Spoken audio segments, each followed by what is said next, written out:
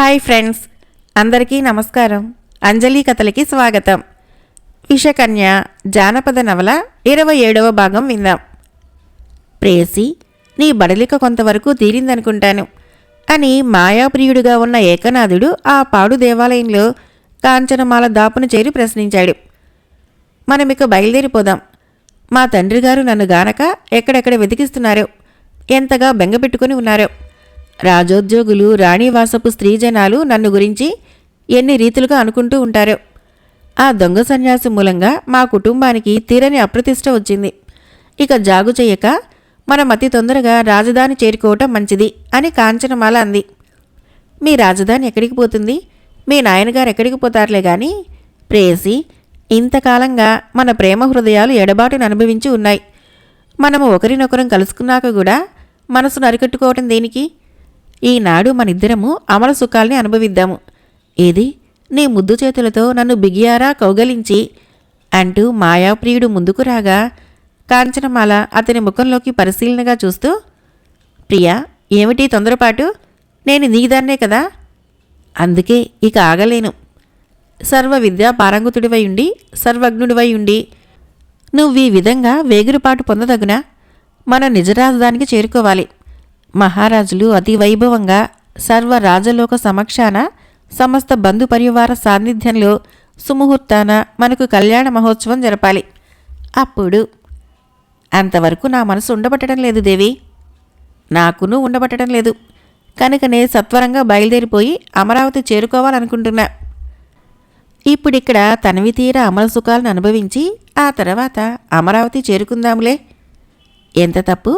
వివాహం కాకమునుపు భార్యాభర్తలు ఉద్రేకులై ప్రవర్తించడము హైందవ కులాచారానికి విరుద్ధం. పెద్దలు హర్షించరు. ఇక్కడ ఏ పెద్దలున్నారు? ఎవరు చూడొచ్చారు? మనకు అంతరాత్మలు లేవా? మన అవినీతి కార్యానికి మన మనసులు సాక్ష్యం కాదా?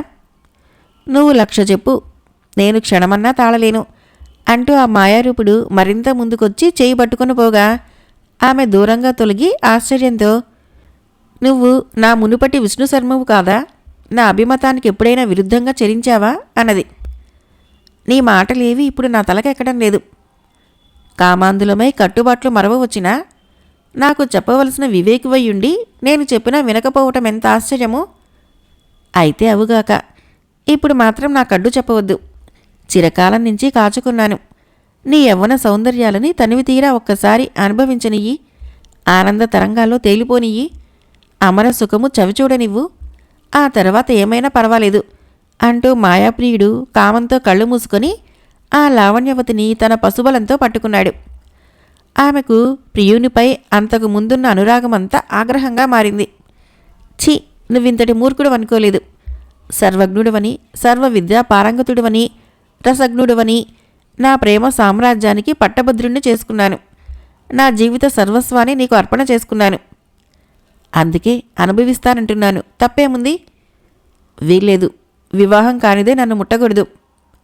నాకు చిక్కిన తర్వాత నీ ఇష్టమేముంటుంది అంటూనే మాయారూపంలో ఉన్న దొంగ సన్యాసి ఆమె పెనుగులాడుతూ ఉన్నప్పటికీ లెక్క చేయక ఉద్రేకంతో ఆమెను పట్టి తన పశువాంఛను తీర్చుకోనై ఉండగా అక్కడి వరదరాజుల విగ్రహం మాటు నుంచి చరచరా పాకి వచ్చిన ఒక తాచుపాము అమాంతము వాడి పాదం మీద కాటు వేసింది.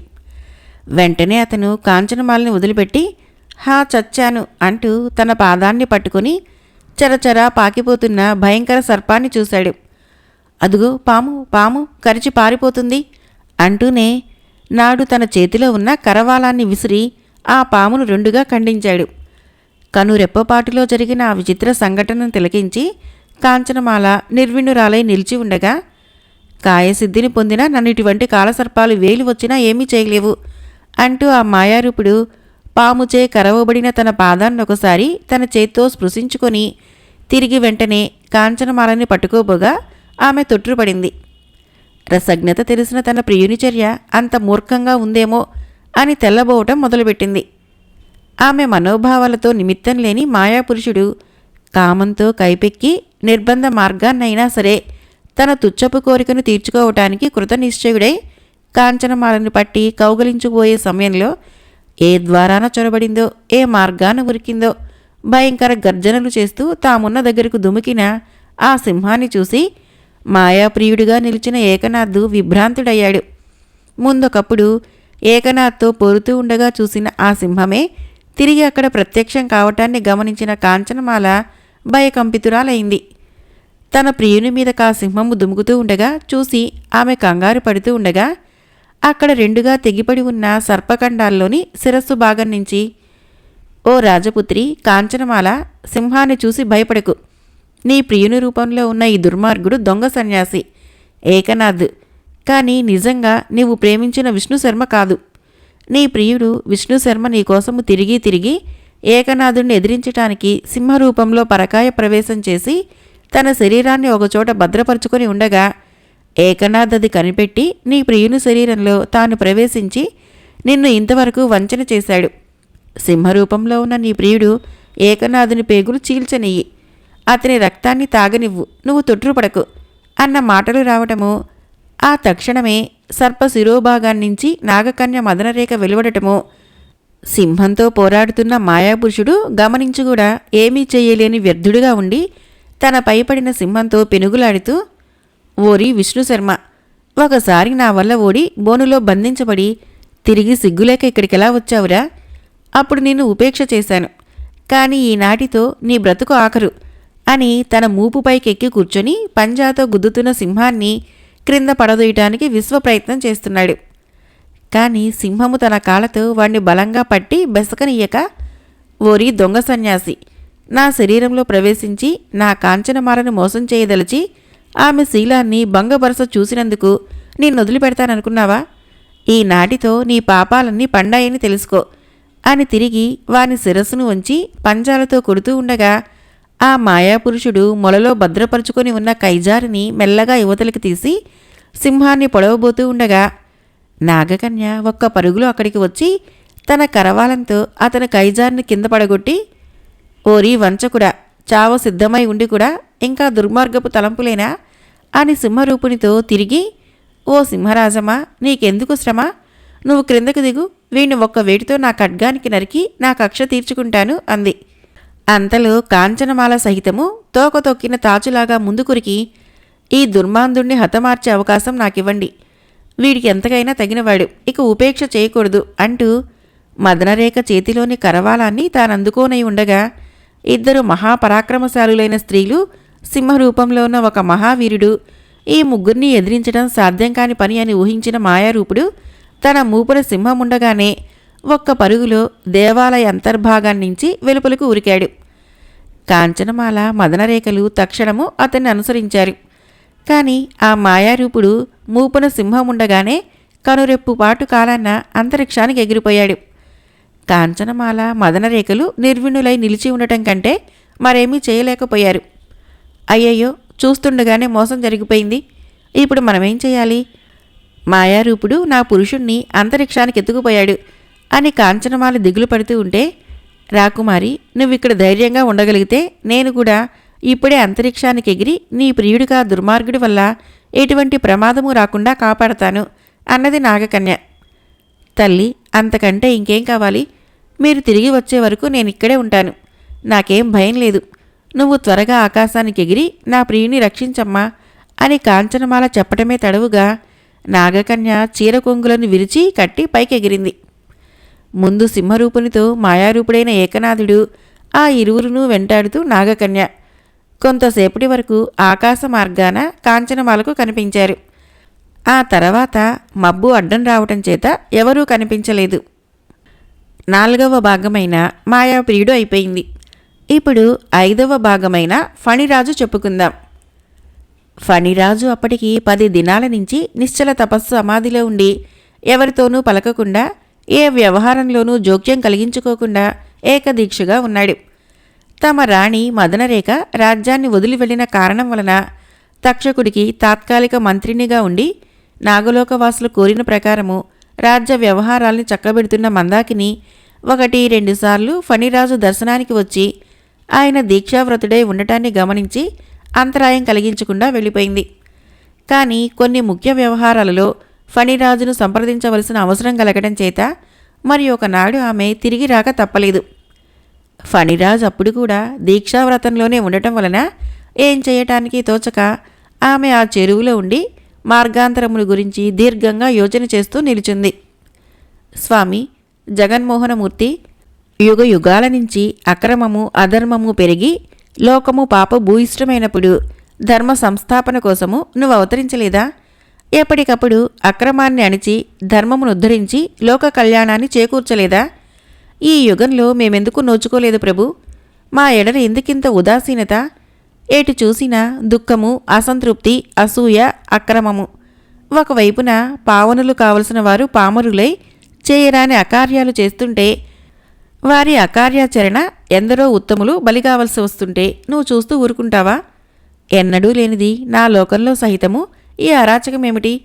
నా కుమార్తె అయిన మదనరేఖ అధికార గర్వాంధమురాలై చేయకూడని కార్యాలెన్నో చేసి చివరకు తెగించి దేశాంతర గతురాలైంది. నాకు లేకలేక కలిగిందా ఒక్క ఆడబిడ్డ కదా.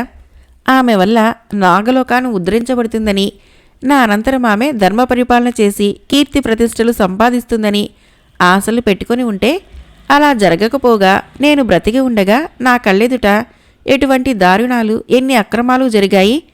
అన్నిటికీ సహించుకున్నా చివరికి నా కూతురు నా కంటికే దూరమైందే. ఈ దుఃఖమయ ప్రపంచంలో నేనింకా ఎంతకాలం ఉండాలి? ఓ దయామయ, ఆనంద స్వరూప మోహనమూర్తి, నన్ను కనికరించి నా కర్తవ్యమును చెప్పవేమయ్యా.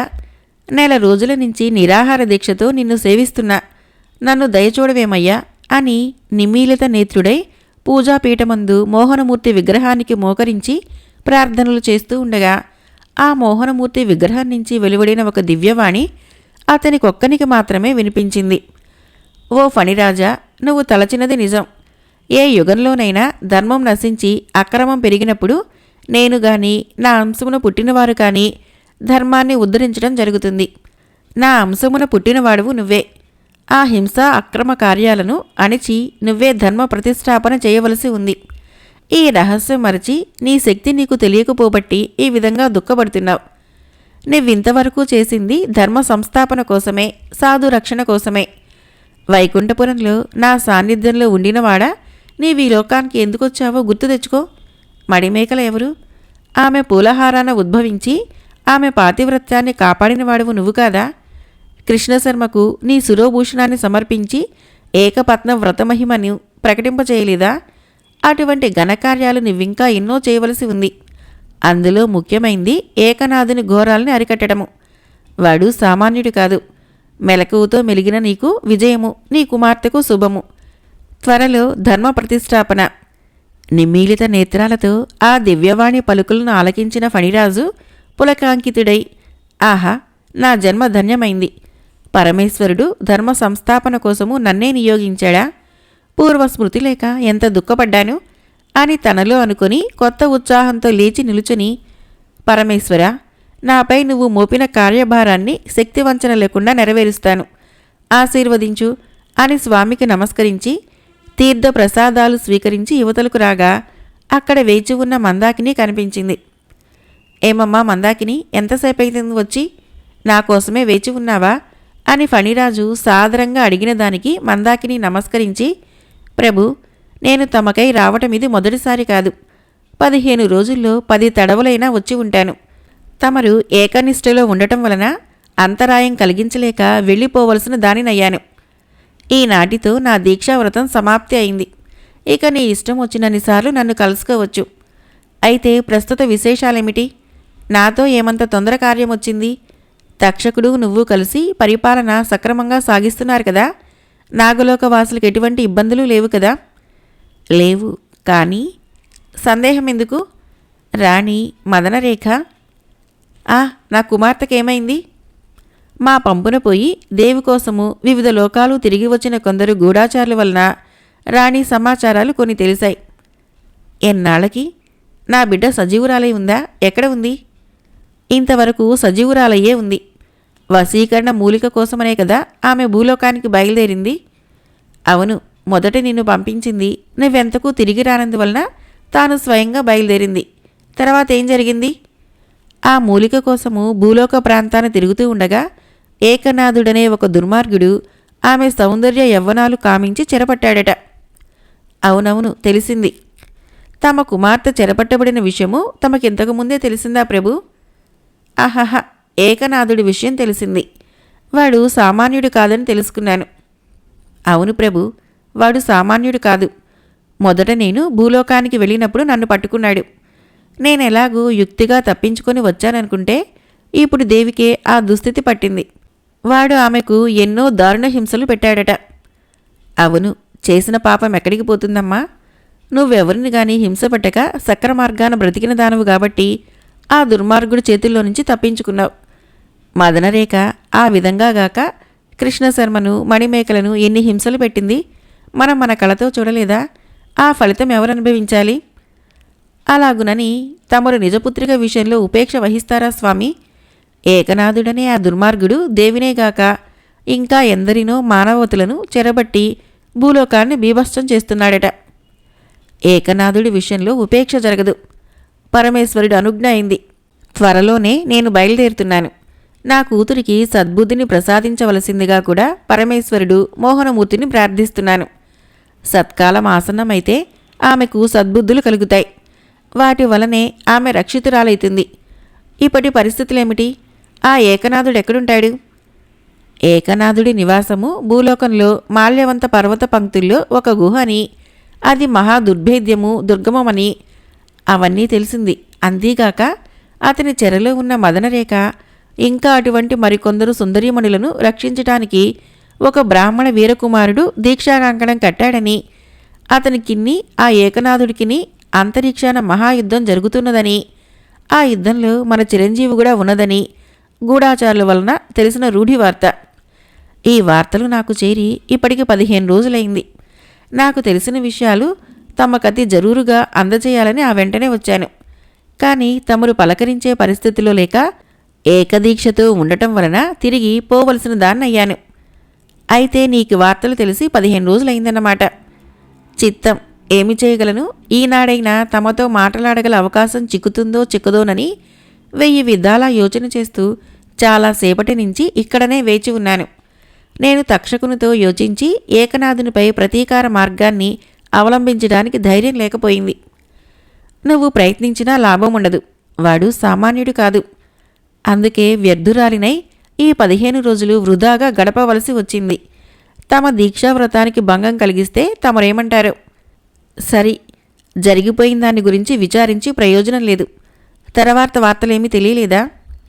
లేదు ప్రభు, మొదటి సమాచారాన్ని తెచ్చిన గూఢచారులనే తిరిగి పంపాను. 3 రోజులైంది. వారు కూడా తిరిగి రాలేదు. దేవి ఇంకా ఎటువంటి విపత్తుల్లో చిక్కుకొని ఉందో. అందుకు బాధ్యులెవరే మందాకిని?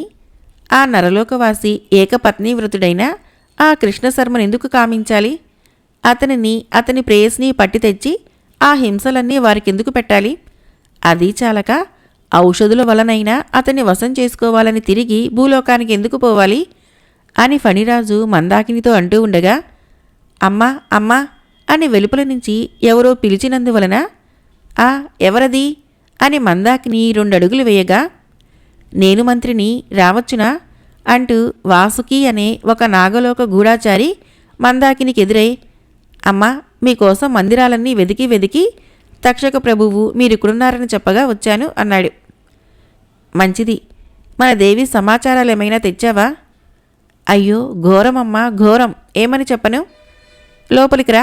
ఫణిరాజు ప్రభువు సమక్షంలోనే నువ్వు తెచ్చిన వార్తలు చెప్పవచ్చును అని మందాకిని వాసుకిని వెంటగొనిపోయి, ప్రభు, ఇతడు వాసుకి, గూఢాచారులందరిలోనూ మహాసమర్థుడు, దేవుని గురించి కొన్ని వార్తలు తెచ్చాడు అని చెప్పిన మీదట, మంచిది, నువ్వు తెచ్చిన వార్తలేమిటో తక్షణం చెప్పు అని ఫణిరాజు హెచ్చరించిన మీదట వాసుకి నమస్కరించి, ప్రభు, ఏమని చెప్పను?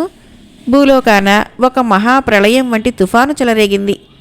అంతకుముందే అంతరిక్ష మార్గాన ఏకనాథుడితో యుద్ధం చేస్తున్న దేవి ఆ భయంకరమైన పెనుగాలి వానలో మేఘమండలాన చిక్కుకొని మా కంటికైనా కనిపించడం లేదు. ఆ తుఫాను గాలివానకు భూమండలంలోని ఎటువంటి దివ్యభవనాలు కూలిపోతున్నాయి. ఎంతెంత మహావృక్షాలు ఫెళఫెళార్భాటాలతో పడిపోతున్నాయి. అదేమి గాలివానో, అదేమి ప్రళయమో, ఉరుములు మెరుపులతో బ్రహ్మాండం బ్రద్దలయ్యేలా ఉంది. 7 సముద్రాలు పొంగి భూమండలాన్ని ముంచుతున్నాయో ఏమో. ఆ ప్రళయకాల బీభత్సంలో దేవిగారేమైనారో తెలుసుకోలేక ఆ ఘోర వార్తని ఇక్కడ చెబుదామని నేను మాత్రం ఎలాగో ప్రాణాలు దక్కించుకొని ఇక్కడికొచ్చాను. అని గజగజ వణుకుతూ చెప్పిన వాసుకి మాటల్ని ఆలకించిన ఫణిరాజు ఇక జాగు చెయ్యక, పాపం పెరిగినప్పుడే ఇటువంటి ఘోర విపత్తులు జరుగుతుంటాయి. మందాకిని, నేనిక తొందరగా పోవాలి. నువ్విక్కడి వ్యవహారాలని సమర్థతతో నిర్వహిస్తూ ఉండు అని ఆమె మాటకెదురు చూడకుండా ఒక భయంకర సర్పాకారాన్ని దాల్చి తొందరగా బయలుదేరాడు. విషకన్య జానపద నవల 27వ భాగం సమాప్తం. ఫ్రెండ్స్, నా కథలు నచ్చినట్లయితే మన ఛానల్ని తప్పకుండా సబ్స్క్రైబ్ చేయండి, లైక్ చేయండి, షేర్ చేయండి, కామెంట్ చేయండి. Thank you.